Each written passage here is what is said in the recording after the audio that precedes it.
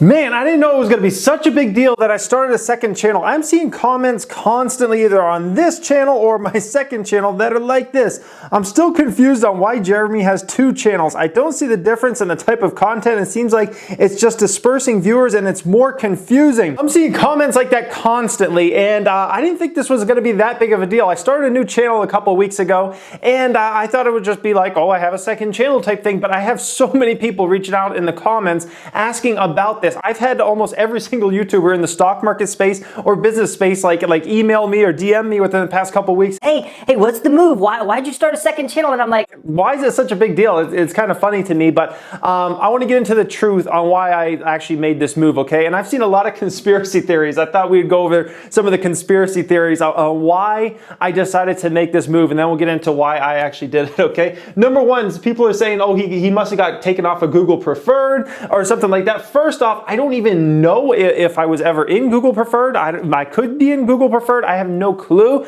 I do get a lot of premium ads in this channel, but I honestly have no clue. And people are like, well, sometimes he makes controversial videos. Maybe he got taken off that. He wants to do a second channel or something like that. No, I have no clue. And I can tell you, like, from the ad revenue on this channel, like, if we are on Google Preferred, we're probably still on it because I've seen no difference in the amount of ad money and over the, like, let's say the past few months or something like that. So definitely not any situation like that. Once again, I have no clue if I'm even in that or not. That's like the thing that Logan Paul got taken out of after the whole forest video, if you guys remember that, right? Number two, people are saying he wants to diversify from Financial Education 1. You guys know I'm a stock market investor. I love to diversify, right?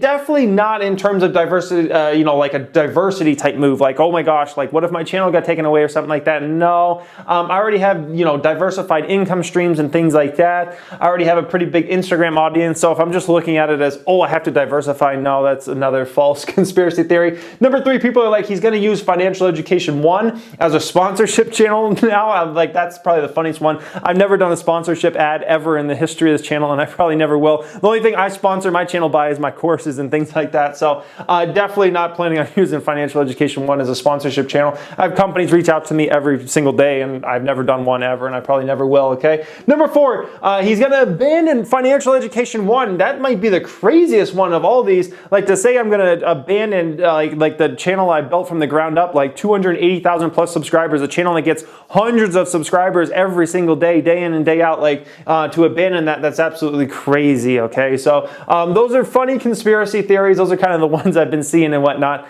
Now let's get into why I actually did it. Alrighty guys, there are two reasons why I had to start the Financial Education 2 channel, okay? Let's go into both of those. The first one is around that algorithm that you hear about, okay? Almost every single YouTuber will complain about the algorithm from time to time, and the algorithm can kind of dictate what happens for us for good or for worse, okay? How many views we get, how many subscribers we get. It's not as simple as let me do whatever video I want to do and hope you guys watch or something like that. The algorithm has so much to do with how a video does, because if you just get recommended with the right types of videos, all of a sudden that can help you get pushed more and more and things like that, okay? So basically, here's what's going on right now. I come out with a video on the Financial Education channel, okay? That video is either going to do well or it's going to do bad, okay? It's one of the two is going to happen. It's either going to do really good or really bad. If a video does well, let's say you're a YouTuber out there, you have a video and it does well, guess what? That video is going to get pushed more and more, not only to your subscribers, your current subscribers, but also like people who are a lookalike audience, so people who might be interested in something like that, okay? Your video is going to get pushed more and more, and then guess what? Also, what we've found is the next upload is more likely to get pushed. I've talked with many YouTubers about this, and basically, if you're on a roll and your videos are doing very, very well, that next upload, that's probably going to get pushed as well. And so you get into this great cycle of videos just getting pushed and pushed and pushed. If you have videos that do really well, okay, really well, a lot of people are clicking through those videos, watching those videos, the algorithm's pushing them and things like that, all right?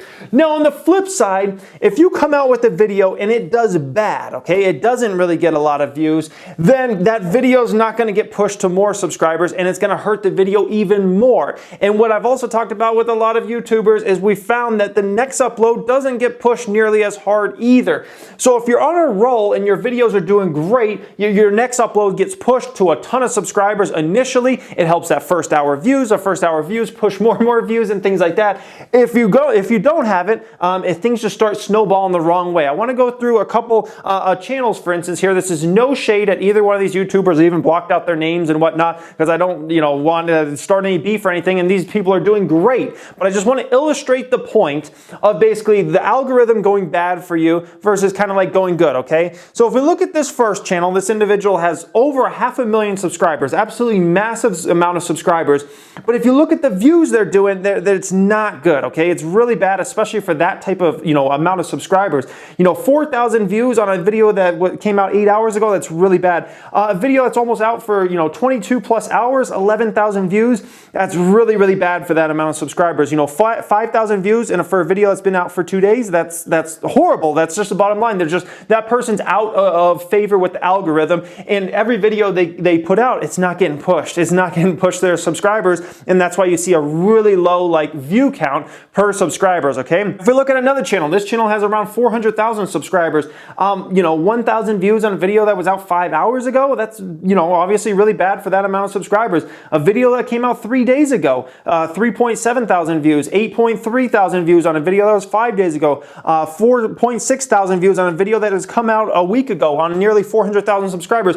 Obviously, those channels are out of favor with the algorithm, and those individuals might not care about that because they're doing other things, and that's perfectly fine. Once again, it's no shade to them. It just kind of illustrates that point that once you get out of favor with the algorithm, it gets really bad, okay? So here's the deal. Obviously, in the financial education channel, I'm in a situation where I have to pretty much only put out bangers, only put out videos that a ton of people I know are going to be super interested in. And that makes the amount of videos I can even come out with extremely limited, okay? Because I don't want to be like, the other YouTubers and have a situation where hardly any of my people actually get to view the videos. Because if your videos aren't coming up on the homepage, if they're not getting recommended, then people aren't going to find your videos. You have a very core amount of subscribers on each channel, okay? Those core viewers will go to your channel and find your video and do whatever they have to do to see your video because they love your channel. And thank you for all you guys that are super core, loyal subscribers to this channel. You are literally the reason this channel is so big, okay? But we got to understand most of the views after that initial, subscriber amount watches it, then it's up to the algorithm, how much does it push it, okay? So right now we're in a situation with and I've been in this situation for months now, if not a year plus, where I have this algorithm paranoia where I'm pretty much stuck in a situation where I only can put out bangers, and that's good and bad, okay? The bad part is I can't just do whatever I want to do. I can't just put out any content, because if I put out any content, it might do really bad and we might get out of favor with the algorithm, okay? But on the good side, you know that pretty much anything I come out with on the channel is going to be super popular. So a lot of people like to say, well, just do whatever videos you want to do. Yeah, do whatever videos you want to do and then become irrelevant because the algorithm doesn't push you out to anybody. So it's not like you can really just do whatever you want to do as a YouTuber. It sticks you in a really tough position as a YouTuber because you have to pretty much do what's going to be super popular or you're going to become irrelevant really fast, because that algorithm is going to push you down and push you down. And you guys out there won't even have a chance to click on the videos unless you specifically go find my channel, Financial Education. And that's not everybody wants to do that. Let's be very, very clear about that. That's reason number one. Let's get into number two. The second reason has to do with flat out, I want to produce more content, okay? I'm hiring actually a full-time video editor that's actually going to live with us, and they're going to start on April 1st, okay? If you didn't know, up until this time, I edit all my videos, okay? Which is a ridiculous amount of content. I'm constantly editing because not only do I produce content for the financial education channel, but also for my private stock market group and whatnot. It's a lot of editing that goes into it. Now I have a second channel, it's just ridiculous, okay? So I'm hiring a full-time video editor, which is going to help alleviate a lot of things, okay? But there's so much going on in the stock market all the time. There's so much news that I would love to cover, but flat out, I know a lot of the news might be more niche and it's not going to do the views. And then we're going to get out of favor with the algorithm. So it's just an ugly situation. So on this other channel, I can produce like whatever I want. Like if there's a stock market news story that I want to cover, and I know, man, that's not going to get a ton of views, but it's interesting, I want to speak about it, I can post on the Financial Education 2 channel, okay? Also, education videos I can post on there without stress.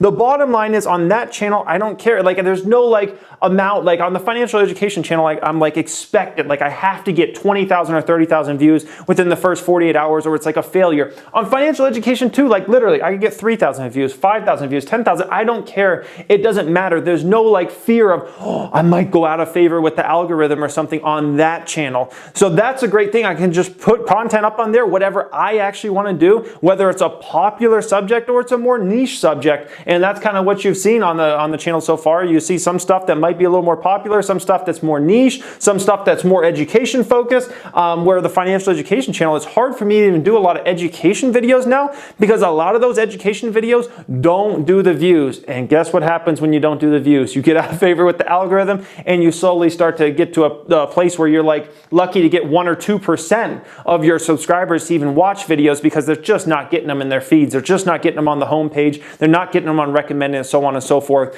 So the Financial Education 2 allows me to post content without having to care about it's going to get a certain amount of views on that channel. And that's a great feeling because on the Financial Education channel, yeah, it's fun to produce the hype videos that are super popular and everybody cares about, but at the same time, it's not the best situation to always be doing that. And I'm really in a situation where I have no favor or we could become irrelevant. That wouldn't be fun. So anyways, guys, I hope you enjoyed this. I hope you kind of just learned my mindset. I'm surprised people even care about it, honestly. That's the thing that amazes me. I thought it would just be like, oh, we start another channel. I'll watch it every once in a while or every day or whatever. The fact that people actually want to care about my reasoning for this it's pretty cool, I guess you can say. So anyways, thank you for watching, guys, and have a great day.